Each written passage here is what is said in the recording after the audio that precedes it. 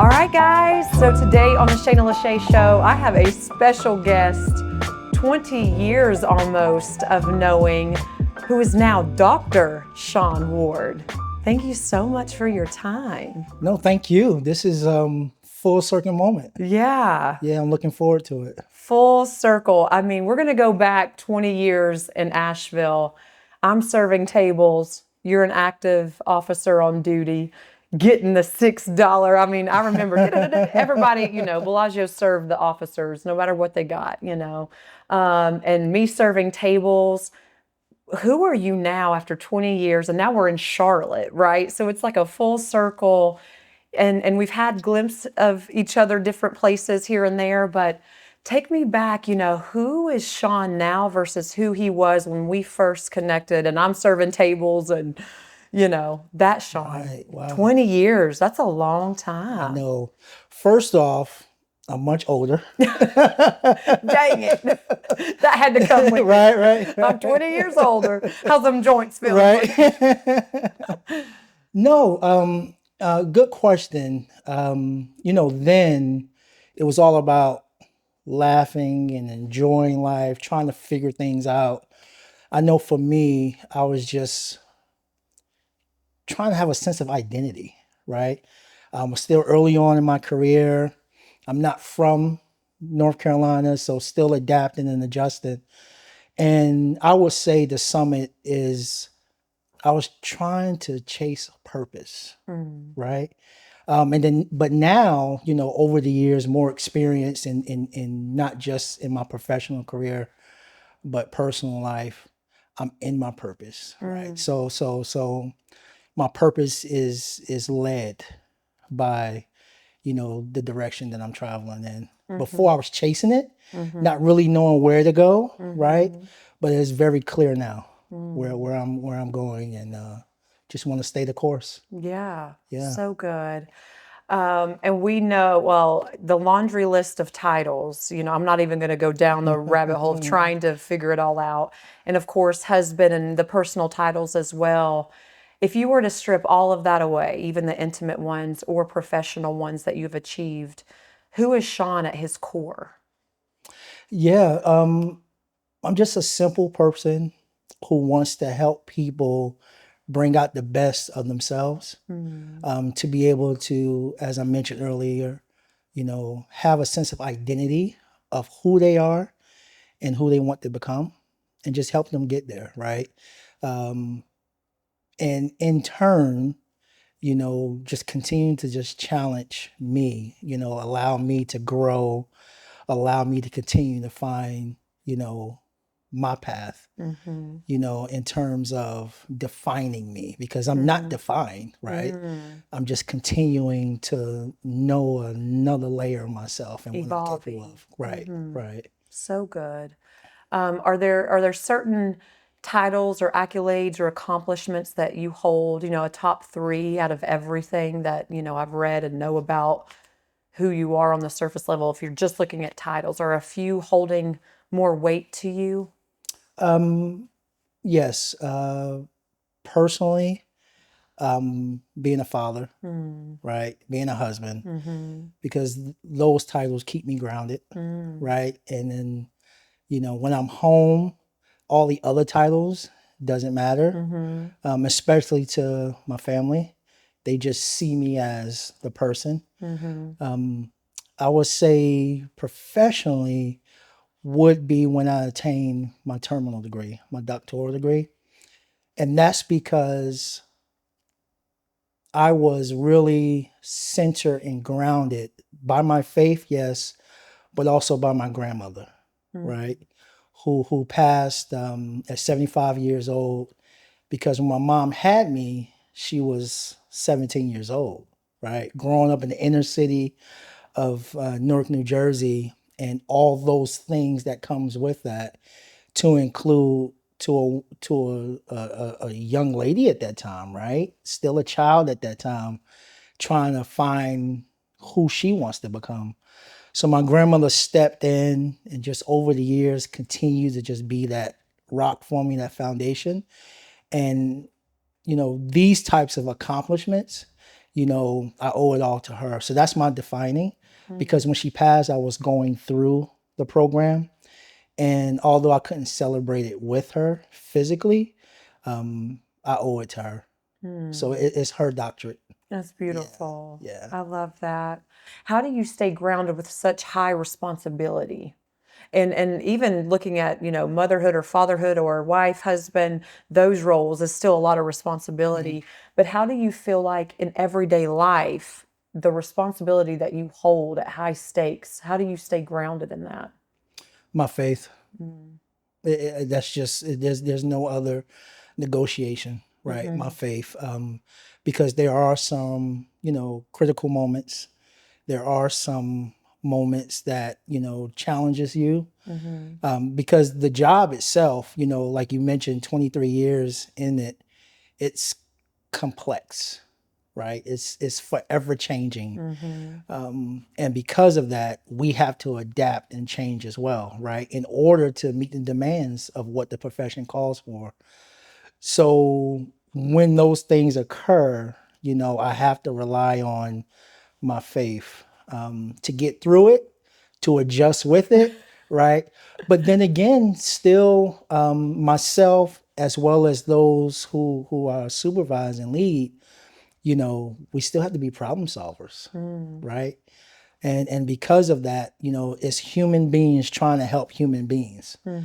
That's weight in itself, right? And every decision that we make, it has consequences, you know?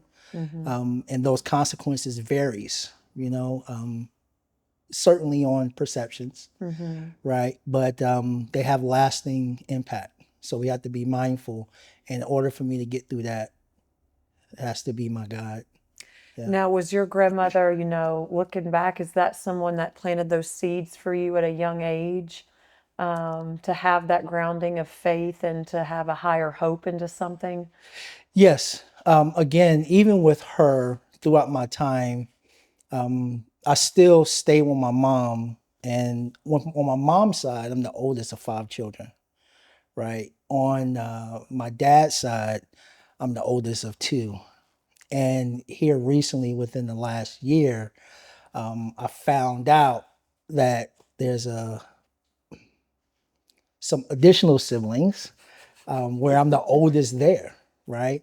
And you have 2 sisters and 2 brothers, and just trying to navigate that, and just understanding that there's a lot of us in many different family types of situations, and difficult. Yeah. It's difficult, but it's rewarding. I appreciate it, and it's just trying to navigate those Yeah. types of things. Yeah. So with this doctorate degree and truly having that motivation through and for your grandmother, what would she say looking down and being with you spiritually now, what do you feel her saying to you through everything? Oh, she's proud. Yeah. Yeah, she's proud. Every moment that I've had in my life where there was some level of success to it, she's always been proud, right? Because it's her who molded. Now, I'm not going to take away from my mom or my father or other people throughout my life, but each one of them know the significance of my grandmother, right? So although it is a team, it's a village, everyone is responsible for who I am today. Right. She's just the nucleus of it all. Yeah. That's how I was with my mama. Right. Doesn't take away from anyone else, but there is a bond that's just different. It's that nucleus, that the ship that, the glue that held it all Right. together for everybody, Right. And Right. so a lot that we do can drive, be driven from that way of life and having that bond, because some strong grandmothers, that stepped in and helped out. So what a blessing to have that, right? Yeah. Yeah. And I'm sure, like you and others who can relate, I miss her, you know.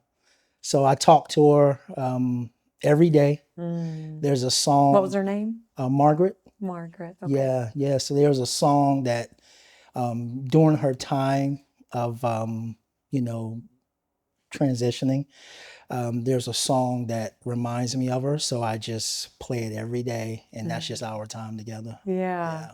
Yeah. Does it bring you joy and just peace? It does. Yeah. It does. It's just a sense of calm. Right? Allows me to have that start of the day, right? And then when there's some times where I really want to, you know, recalibrate, the song is on. Right. You know, I yeah, love that. That's great to have. yeah, More people need to find little moments like that that can go in the day that bring that calmness. Whether it's a yeah, song or, a 5-minute walk, just right, finding that moment to reset. right, right. Because, we all, go through stuff. Everyone has a story, right? It doesn't make one story better nor less than. It's our own personal journey. And those moments, I really am intentional about it, deliberate of having those moments. Like you said, if I'm not listening to the song, I'm getting in the car and driving around for a minute, right? Or I'm listening to classical music, right? Or I'm just getting up to go get a laugh from some of my colleagues. You got to do something to recalibrate, right? Because life still goes on, and we know that all these things that we are who we are, family, professionals, and continue to trying to gain more, do more, learn more, it's a lot. It could be chaotic. It can be you pulled in many different directions. But if you don't have those moments where you just take a breath, I talk about, power of the pause. Just take a breath, right? And just soak in this moment, be present, and then just go. Right. Just go. Just go. Just go. Yeah. Yeah. So good. Regardless of what role, what do you feel that industry and that field, and thank you always for your service. Back in the day, I feel like I just told everybody that, I was serving tables, and still now when I see people, I'm like, thank you for your service. So I'm always going to say thank you for your service, because not every job you're putting on a uniform to go out there and not knowing, even though we're all getting in a car and not knowing any second. But thank you so much. But how did that shape or change the way you've seen people being in this industry or in the field? Did it change or shape? It has, and let me say thank you for your support. It has, in terms of, within this profession, we meet people during sometimes their darkest days. We meet people when they can't find those solutions or have those solutions for themselves. So because of that, it's almost like you have to take it a little bit deeper and understand that they're just humans who needs help. Right? Yes, we enforce the laws, and yes, we want to be able to, bring the bad guys and bad girls to justice and bring justice to the victims. But there's also quality of life, right? During this moment, what can I do? What can we do as professionals in this career to help you, right? And more so, not just the triage for now, but how can it impact later, right? The long term, right? Because the most discouraging thing is continuing to go to the same location all the time, because we show up to help, but we keep coming. We're realizing, wow, we're not really helping, right? When we try to, work with our partners and collaborate with other, departments throughout the city, or nonprofits, or just people who have the expertise to help those problems. When we keep showing up and the problems seem to be the same, it feels like you're stuck, right? But we're gonna keep showing up. Right. We're gonna keep showing up. And if I show up several times, then maybe my partner can help the next time. Or maybe a whole nother group can help. But that's one thing for sure, we're gonna show up. And there's power to say just to show up. Right. Right. Some do not have even people in their lives aren't showing up. Always saying yes to someone who needs to hear a no isn't accurately always showing up, Right. And so having people show up and truly try to direct your life on a better course is more than half the battle, because it's caring, and being there when they decide, Right. Right. It might not be today or tomorrow, but when they decide, they know you're still going to show up, and they can make that decision when they're ready.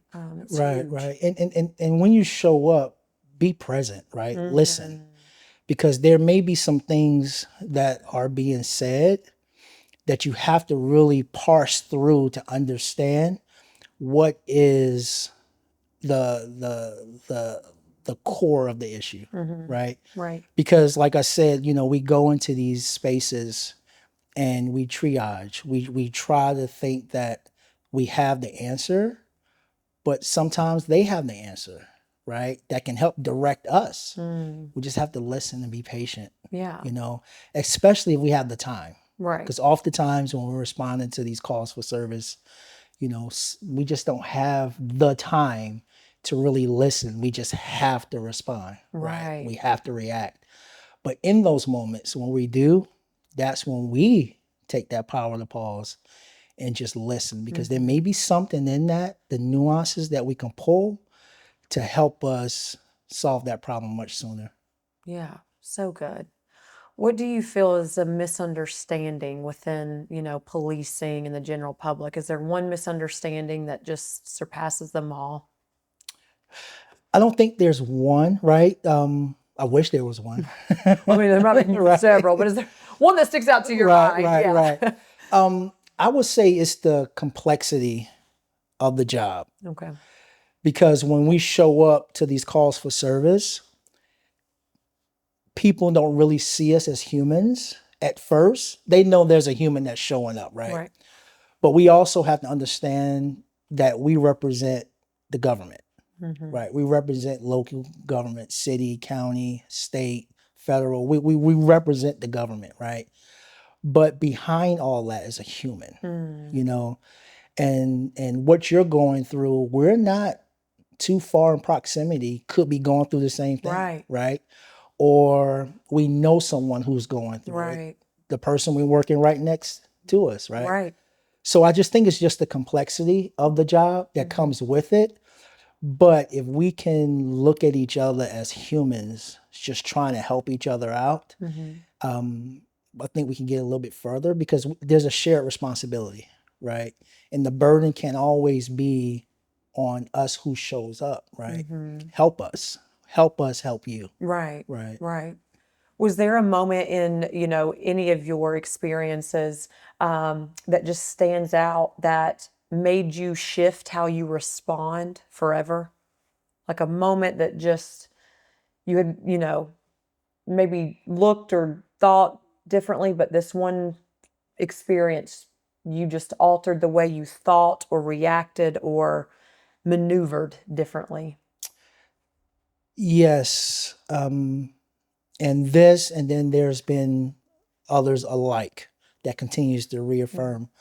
But when I have responded throughout my career through calls for service where there were children involved, especially if you think about, unfortunate, a domestic violence situation, right? You respond and, there's clearly one who is the victim. There's clearly one who's the agitator, who's the suspect, as we call it. And although you're making the best decision at that time, right? These children, they don't know. They can't comprehend what's happening, right? But they are still being impacted. Now, there's already trauma induced from the environment, but here, I come, my colleagues across the country come in and take mom away or dad away. That's, to them, that's still mom or dad, right? So those defining moments for me, that's why I want to, always encourage, take that extra care, compassion, understanding. One, do your job, Do your job, do what you're sent there to do. Domestic violence is a crime. Handle it. But when you handle it, always take that extra step and ensure as best as you can that the babies are okay. Whether that's call another family member, you may have to get the system involved depending upon the circumstances, but follow up. Just check in every now and then, because they are going to be impacted and it's going to be with them for a while, and try to ensure that they have the services necessary to help them heal in the process. So good. With a social work degree, I didn't work with DSS or anything. Even during my internships, I chose Asheville Probation and Parole. I wanted something more active and something a little different, because the stigma with DSS was we were the baby takers. You take the kids away, and that's part of it, right? But the bigger picture of, it's not just taking a child away, the complex of each scenario of protecting those children, that even people in situations cannot see sometimes because they're so in the thick of it, but doing what's the best for them, because they often are the ones without a voice.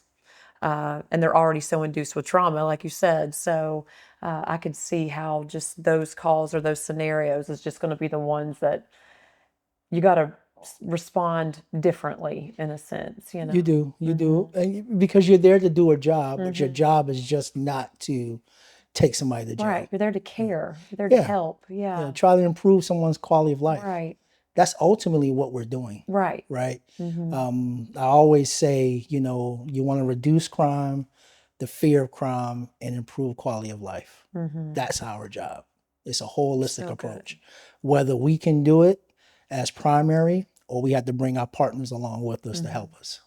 And how important are these partners? I mean, these partnerships, just being a part of nonprofits and in the world of social work there, going through school, like, partnerships carry so much weight. And it's so much behind the scenes that often people don't even realize. What do you feel like these partnerships, the impact that they're able to really have to step in when, whether it's law enforcement or whatever the other services, but to fill the gaps? Right. So when we're talking about service, there's that word public in front of it, right? And public service is not just defined by law enforcement, right? It's not just defined by probation and parole. It's truly a service to help the public. And it's holistic, right?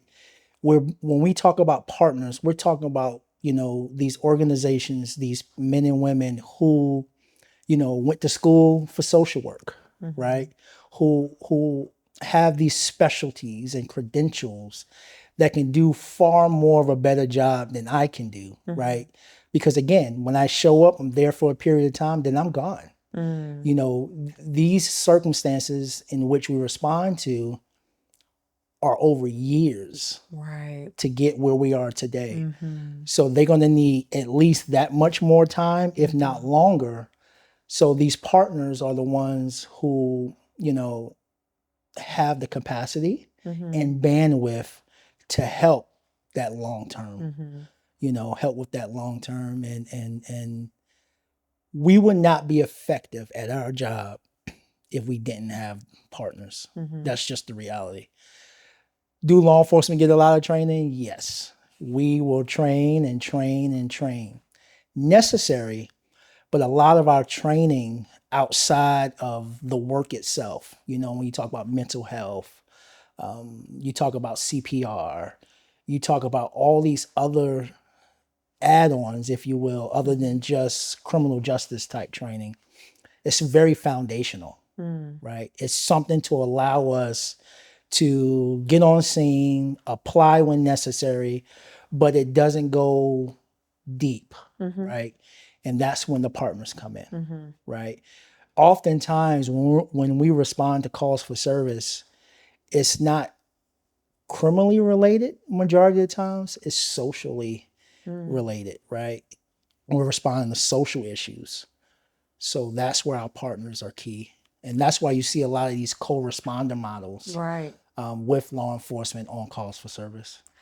From when you first started in policing to even, now and being an admin and being in different shoes of partnerships and different roles, have you seen a hurt more, you know, spiritually or mentally, more of this mental health or anything just has shifted over the last 20 years or 30 years, more than others?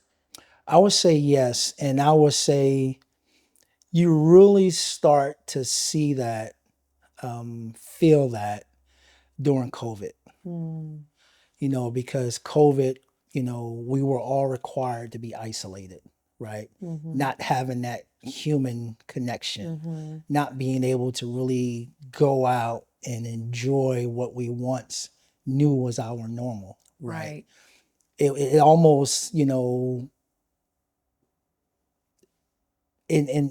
more of understanding, it almost was like we had to put the emergency brake on, not even slow it down. It had to come to a halt, Right. right? And I've seen that in my children, right? I've even felt that a little bit with myself, right? Because we still had to work, right? People were, Bills didn't stop, baby. ma'am, the people were still dialing 911. Right. And can you imagine, how much that increased, throughout that time. Right. So I would say mental health. And then now we find ourselves really, putting our arms around it and trying to develop these partnerships to help with mental health. Right. Because that really COVID impacted a lot of what we're dealing with today. Yeah, I can see that. People got reclused, and that was not a good thing for a lot of people. And then also the people that was so, needed help couldn't go get help, the schools, and it really shut off a lot of those other support systems for even the younger people. So I can see how that would be a huge impact of an increase of seeing things since then. Going over to speaking and of training into people, explain in human terms executive judgment, because I know that's something that you speak on, and Yeah. So it's a deep one. so as simple as I can make it, right? It's more so, I call it, the CCC, right? Cognition, calibration, then command, right? Cognition is being aware of your emotions. If you know that your blood pressure is rising, your heart is beating a little bit faster, something is just not right. You want to really look at yourself internally and ask these questions, right?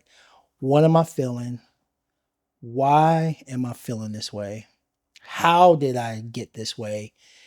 And is it best to make a decision right now? Right? You becoming more conscious and aware of your feelings. That's cognition, right? And then calibration, once you become aware of that, okay, let me take my pause. What can I do to calibrate, to center myself, to work on bringing my heart rate down, right? To work on, trying to level my stress, right? Okay, whatever that is, that can be a breathing technique, that can be walking, that could be talking it out, that can be answering some more questions to yourself, right? And then once you have that clarity, make a decision. And the executive judgment come into play when you not only make a decision, but understand 2 to 3 miles down the road how that decision is going to impact, right? And that's where I like to define someone who's a good leader and someone who's a great leader. A good leader is going to make a decision, regardless of the circumstance. She or he, you can count on them in making the decision right then and there. But a great one, when they make that decision right then and there, they're also taking in consideration, how is this going to impact down the road? You know, not just for this situation, but for the organization, Right. you know, the culture, Right. you know. So that's, you know, executive judgment in the way I define it and how I seek to help people. I mean, you kind of just hit it. I was going to ask what makes a good decision versus a great one, but it sounds like looking forward, knowing these decisions, even the smallest ones, have a ripple effect. And a great one is knowing that you're understanding the outcome of a play before the play's ever made, and Right. seeing that this one could be a good decision, but this one down the road is going to have a little bit different impact. Right. And to make it more simpler terms, right? It's nothing different than, you know, being a parent, right? When you making decisions for your children, right? They don't know, you know, the decision that you're making, you're thinking down the road, because to them it's like, mom said no right now. Dad said yes, but with conditions, Right. right? Yeah. But in reality, we have the wisdom to make these decisions, and we can forecast the outcome for our kids before they even begin to understand why we made that decision. You know, and that's typically what the executive judgment is. Right. So good. Yeah, these kids, they do they play the fence with you and Teresa? Like They do. they try to, because They that's like do. the one thing. Like if Daddy says no, don't even come over here. Because if I have Right. to even spend a second to Right. tell you Right. or say something that I didn't know that he already answered, Right. don't play that fence. And you know what's good about us is we communicate all the time. And the kids know we communicate. Yeah, You know, if they come ask me, it's the team, baby. you You know, know? because you know Oh. these kids are. I mean, we were there, Yeah, right? We were yeah. there, and you know, for us, we always say, "Go ask your mom, go ask your dad," because they know you're not gonna just get one response, right? You know, I might say yes, but ask mom to make sure she's okay with it. You know, now behind the scenes, we're talking all the time. Right. We know what's going on. Right. Right. But they still try. Right. They still try. Right. I love your effort. I love your effort. I kids. appreciate you. Right. But by the way, Right. with all this work that you've done, even with kids and building work with helping people think clearly to make good decisions, why do you feel that's such an important role that you play within society, within your own home, but a part of your legacy and purpose to really work on how people think and develop those decisions for themselves? A lot of that comes from my work in this profession. Because as we're responding, the stories that I hear, the cases I've investigated, you know, the officers who I've led and continue to lead, even in my current role, because I still try to coach and mentor, you know, a lot of people, you know, we get so, I would say, excited, you know, like I mentioned, the blood pressure, the heart rate, all those things. And decisions we make are often infused with emotions, right? And some of us, not all, but some of us, the instant reaction we have that's, you know, emotional based, we right then and there have regret. And once it's out there, you can't pull it back. You know, sometimes a sorry can work. Sometimes I didn't mean it will be accepted. But in our line of work, our sorry, it sometimes don't work because we still have to deal with the Constitution. We still have to deal with our policies and procedures.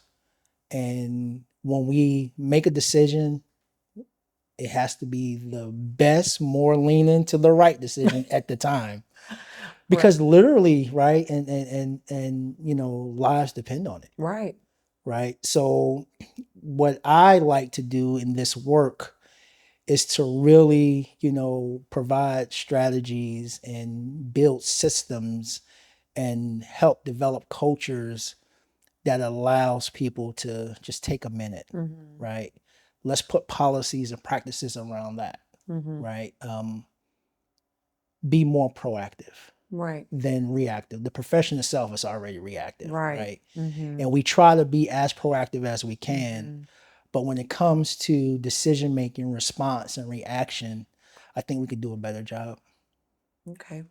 What do you feel that most leaders get wrong, that you've mentored or that you've seen in your experience? That it's just maybe it's a mindset or something they just don't do, but a commonality of like where leaders can go wrong. Yeah, that's a very good question because that's where a lot of my opportunities to share knowledge when I travel across the country go to, right? And how I can sum it up is perception versus perspective, right? A lot of the leaders, they're not as close to the rank and file, to the ones who are out there executing their vision, achieving their objectives, right? So because of that, that's their perception, right? The ones who are out there working, responding to the calls, Boots on the ground. boots on the grounds, that's their perspective.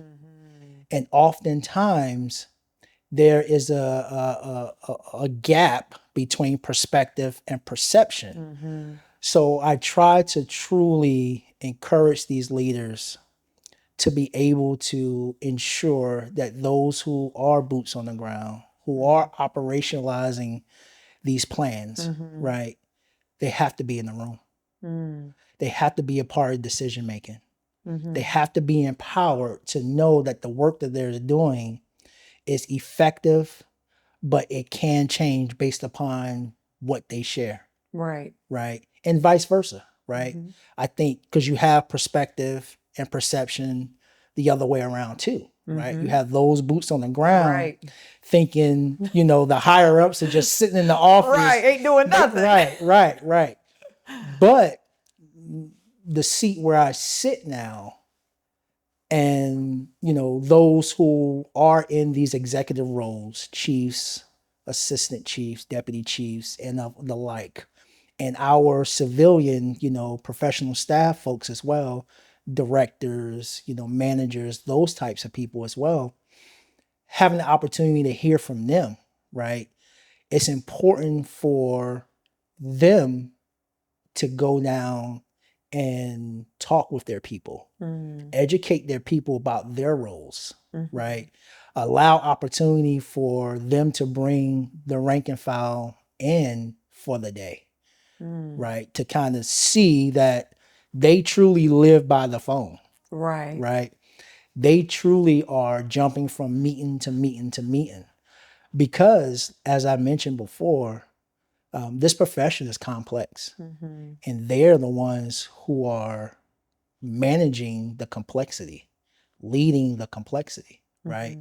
So I just think that with leaders, ensuring that they have the right people in the room, because just because you have a title doesn't mean you're the right person in the room. Mic drop. Right? You have to put your ego aside because it's very, very, let's say this.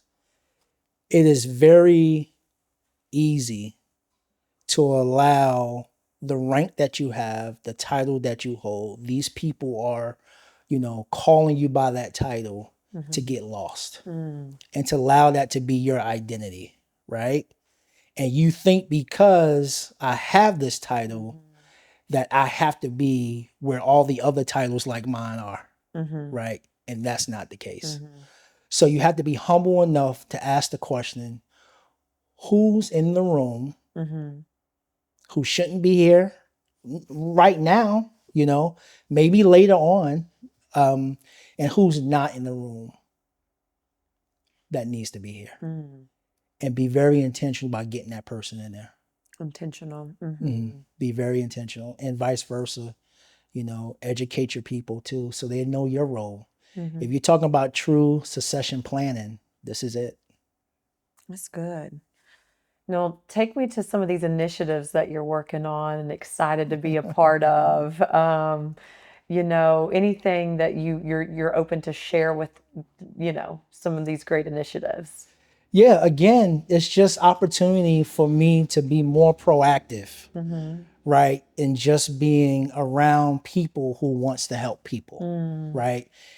So there's a couple initiatives where, I am a part of a nonprofit, dedication to community. And they started off with, first and foremost, the founder and CEO, M. Quentin Williams. Everybody know him as Q. Q was in the profession as a FBI agent. He was a federal prosecutor, attorney. He worked in the NBA, NFL front office. So he understands people, right? And he and we connected in 2018. I was facilitating a community engagement course, and he attended. It was a 3-day course, and he couldn't make the remaining 2 days. So he followed up, wanted to see how things went. And ever since then, we just stayed connected. And now I support his organization as the strategy of it all. Again, looking down the line, how can we sustain ourselves? So we have a couple initiatives now. One, the traffic stop safety initiative, where that's educating youth that when they get stopped, mainly your new drivers, your young drivers, when they get stopped by police officers, it's not so much as the enforcement side of things as it is creating that opportunity to build relationships, right? Because again, if I'm a new driver, I'm a young driver, I'm getting stopped, the impact, I'm going to remember this for years, right? So how can we educate our youth, our officers, families, as well as the driver instructors, right? That let's try to create moments where it's more positive. Now the officer has to do his or her job, right? And they have a discretion to be able to exercise either direction. But in that moment, you still could be nice. You still could be a human. Right. There still could be understanding created. I may not like it. I may not agree with it, but I understand it and I respect it. Right. Right. Right. And that's what this traffic stop safety initiative focuses on. And another partner with dedication to community is the North Carolina Governor's Highway Safety Program. They've been very supportive, helping fund this initiative in 2 counties. We're going to start here in Mecklenburg County as well as Wake County, and try it out. Work with some schools, communities, as well as the drivers, instructors across the state. And let's see if we can be more proactive. And another initiative that I'm proud of as well, and it's with the University of Mount St. Vincent. So big praises go to their president, Susan Burns, Dr. Susan Burns, and her team, because her and Q had a conversation about, just the work that he's doing, what's the culture of the campus. And because of that, the Justice Institute was birthed, right? The dedication to community Justice Institute at University of Mount St. Vincent. And the Justice Institute focuses on 5 pillars of justice, right? Procedural justice, social justice, criminal justice, restorative justice, and economic justice. So, what cause, because there's justice and injustice in everything. Right. Everything we do, right?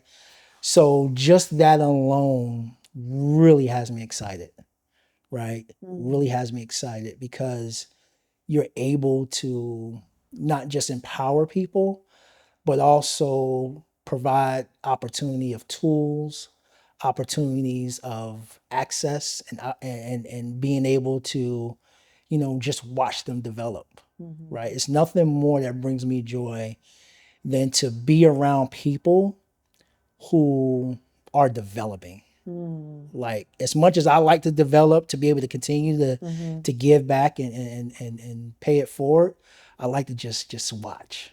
Just watch people come from a place of where they were and just how they're growing, right? Whether that's they want to become, advocates, whether that they want to be able to control their own circle, right? Share with their families and friends, or they really want to be intentional and be community builders, right? That brings me no greater joy to be a part of this institute.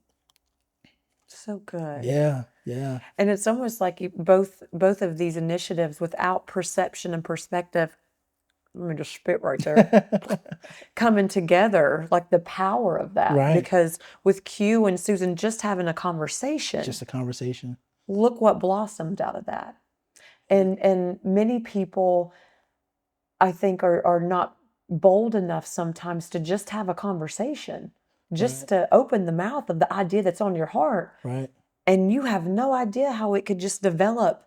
And the unfortunate part of how many people wouldn't be served without us being bold to have the conversation. Right, right. And it's interesting that you say that, because I was just speaking with someone this past Friday. And I tell them, with Shaun, I will cold send you a LinkedIn message, or I will go up to you and talk to you. Yeah. The worst thing that can happen, you ignore me, you say no. Right. And that's okay. Yeah. There are over 340 million people in this country. Right. Somebody's going to talk to Shaun, Yeah.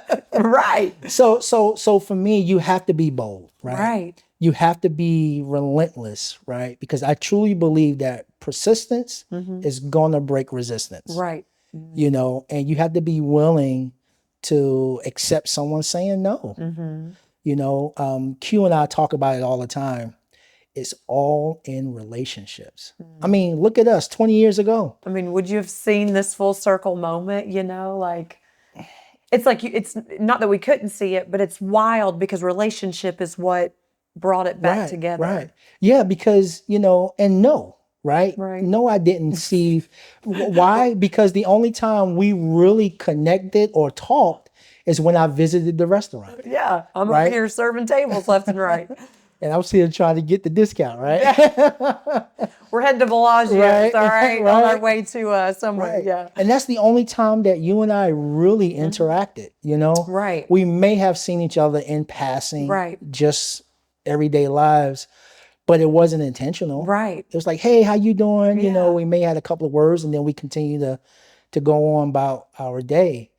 But, here we are. Right. It's relationships. Right. And when we do talk and we do finally kind of see how each other has been doing along the way, it's almost like we left off, right? When we left off, we jump right back into it, right?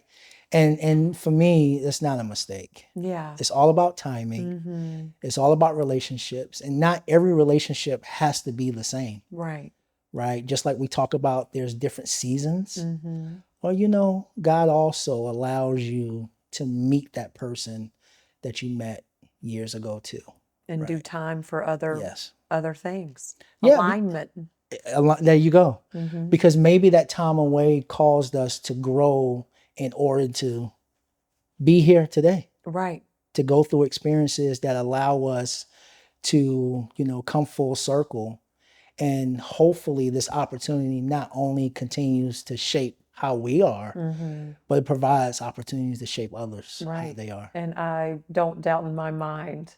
I feel like time is everything, right? The timing and just the alignment of now and what God's doing in my spirit and my life, just changing a lot. And I'm just so grateful, because I feel like I've always wanted to help people. I've always had a service heart. And that was something I was going to ask. If you just knew growing up that just helping people was something who you were or wanted to do. But like even the last time that we actually saw each other in person, I was working for the Hornets and on the fly, and we were just blah, blah, blah, blah, blah, blah, Yeah, blah, yeah, you know, like yeah. not skipping a beat. And I just think there's so much power in those relationships because they're truly divine. And there's a lot of work and service to be said when you can pick up where you left off. And knowing our motives of helping and serving others, I'm just excited to see, you know, how this can grow and what Yeah. happens. Well, I will say, I'm proud of you. And even back then to now, yes, you've grown up, right? 20 years later, I mean, I got old right? too, okay? You got married, you had children, all those things that life brings.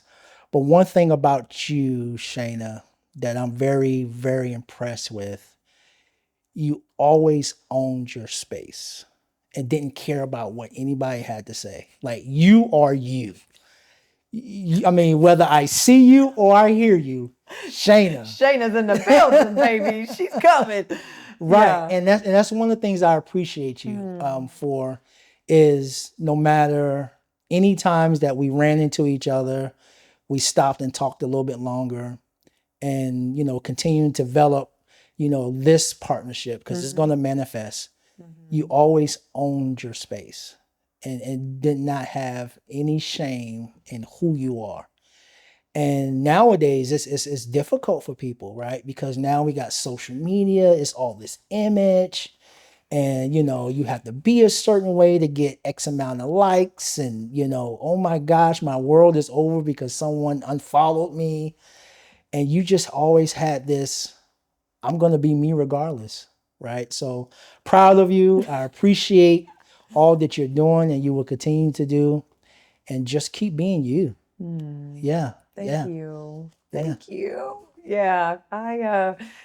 I'm sure Angelo and the other managers are like, well, she was her. You Right. know? I'm like, I'm coming in there. I know what I'm doing, baby. I'm here to Right. serve. You can't take the table. I got it too. Okay, let's go. Right. I'm here to give everybody a good experience. And Right, I rocked right. that out in that season. But now as matured into what God's created me to be and not shying away from that. And, I was always different growing up, wanting out of the mountains, wanting to go to the city and finding, enough love of yourself that I'm quirky, I'm goofy, I'm very professional, but allowing it all to mix and not having to put this facade on. And I think just, growing wise enough to see that when you're authentically who God's created you to be, more opportunity, more connections, more service of others because they can relate to you. I'm not trying to look like something I'm not, and I'm not holding weight that it looks different than what Instagram or whatever social says it should look like. I'm not here for that. I'm here to be me, and that's to bless others and serve people. And if I can keep on that track, Right. And hopefully you there's a will. lot more service coming out of that. And that's okay. Yeah. That's okay. Yeah. Don't be defined. Yeah. Define. I don't want to be. I think I put myself in a box for too long. Right. I as well. And it's like once you're out of it, you're not only able to see more clearly of what was holding you hostage, but like the metamorphosis that you could blossom to something you never thought or imagined because you were in this box and you were never supposed to be in the box. Right. And and I'm gonna even take that a step further that I learned over the years. We talking about, out of the box. Well, simply expand your box. That's yours. Do whatever you want to do with it, right? Roadblocks and put up another box beside it. Keep on Right. expanding. Keep building. Yeah. Keep building. Right. Yeah. Literally for you, right? Keep on building. Keep building. Yes. Keep building, right? Yeah. So, and I think for me, like I said earlier, I know exactly who I am and who I want to continue to become. And I'm okay with that. Isn't there so much beautiful in just being okay with that? I'm okay with that. Yeah. I've different seasons, where I continue to be okay with who I am, allow me to develop more relationships, but also, allowed me to step away from some as well, right? Because the me now is not the me 2 years ago. And sometimes those relationships want who they met then, right? And you feel yourself conflicted because you remember, right? Yeah, we It's had natural good instinct, times, right? right? We had Yeah. good times. But in order for me to continue to go forward, I love you, I support you, but I have to continue to walk in my purpose, to Right. be led by it. And I feel like that touches me so big because I'm not even who I was 6 months ago. Right. And it's eye-opening once you're able to see that it's scary how natural it can be to say yes because of the comfort or the knowing of this past relationship or whatever. But knowing that I'm just on a different path of purpose right. and we can't do that, or I can't go there, or I can't hang out with you, Right. like, and it's a very eye-opening thing to be in those positions of knowing that person, but that's not who I am anymore. And that can happen, quickly. When the scales are removed from the eyes, as the scripture says, baby, it's clear, Yeah. and that's something that I've prayed, let the scales from my eyes be removed. Not everyone that's, calling and checking in on you has the positive motive. Right. People who say they're in your corner don't always, have your best interest. And so having a clear vision and knowing where you're headed so that everything else is more clear just because you know where you're headed. Right. And you know what? And I'm going to say this as well. It doesn't make me better than anyone. No, right. But it also doesn't make me less than anyone. Right. My journey is my journey. And in this part of my life, in that journey, we're not aligned right now. I'm going to remain open because later down the road, we may become aligned again. Right. But for right now, we're just not aligned. And that's okay. And that's okay. And I'm okay with that. Right. And I'm okay with that. Right. Because I clearly understand my assignment. Right. Right. And everyone is not going to ride with me on my assignment. Right. And I respect that. And like I said, I honor them. I love our time together because they too are a part of who I am today. Right. Part of your journey. Exactly. And but I'm also aware that not every time you travel on the journey, you're going to have the same group of people with you. Right. So good. And I'm okay with that. Yeah. Yeah. And I'm okay with that. I am. I love that. Before we've got to be. Yeah. Before it used to matter. Yeah. Right. But now that I'm so very clear and I know what my charge is, that in order for me to stay fulfilled, to stay passionate, to stay ready to continue, there may be some times where hard decisions have to be made. And like I said, we may see each other again. Yeah. The next stop. Right. Come on, let's go. Right. But let's just make sure we're both together and we're in line. Right. So good. Yeah. So to close it up, your legacy, for your children, for your wife, for, the history of the Ward last name, what is it for your legacy that you just want to ensure that you have instilled in all that you meet, whether it's your family or just, person on the side of the street or somebody behind the camera, what is it that you just want them to feel or know about Shaun Ward, Dr. Shaun Ward? Don't forget the doctor now. It's an insult, I was told. I'm like, hey. No, I mean, you worked too hard for that doctor, okay? Well, you know me back in the day, right? If I know you before the doctor, I don't need to add the doctor. Right.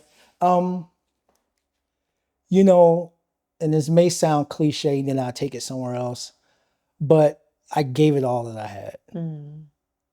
And you felt that I was genuine because every time I interact with someone, I always say, let's make certain that this relationship is reciprocal, right? I am very, very intentional about that. Whether you accept it or not, it has to be intentional for me, for you to know that as much as you give, I want to give, right?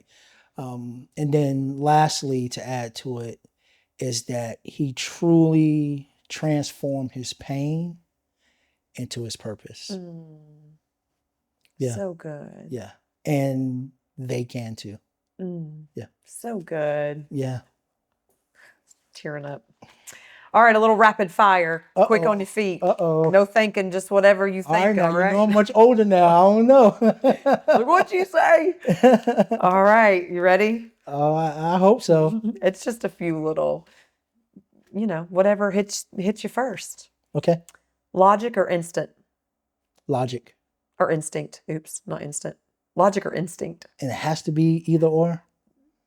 Well, that's the thing. Life is nuanced and it can be and or both. But which one does just, when you hear it? Logic. Logic. Right decision or popular decision? Right decision. Pressure or peace? That's a tough one, right? That is a tough I one. like pressure to turn it into peace. Right. But If you had to choose. peace. Peace. Peace. Data or gut feeling? Certainly data. Okay. Data. Tomato. Right. No, I know. I'm going to say data. Lead from front or back? Wow. Okay. I was intentional about Yeah, this. you were. Shayna-isms. Let's say. That's what I've been needing to call them. Dang it. I would say I would like a lot of leading from the back. Okay. Yeah, pushing That's people good. forward. Yeah, that's good. Yeah. Structure or flexibility? Structure. Suit and tie or game day casual? These are tough. Why? Had to get a little bit of mix of everything. Why? Oh, wow. Suit and tie. Okay. I knew it. I was going to figure. I feel like every time I've seen you, it's been more of a suit and tie kind of thing, Yeah. Just look good, feel good. Right? Feel good, play good. Yes, ma'am. Play good, they pay good. Yes, ma'am. Yes, ma'am. Coach Prime, Deion Sanders, keep coming with it. I love that. That's like going to be my motto forever. Right. Thank you so much for your time. Thank you.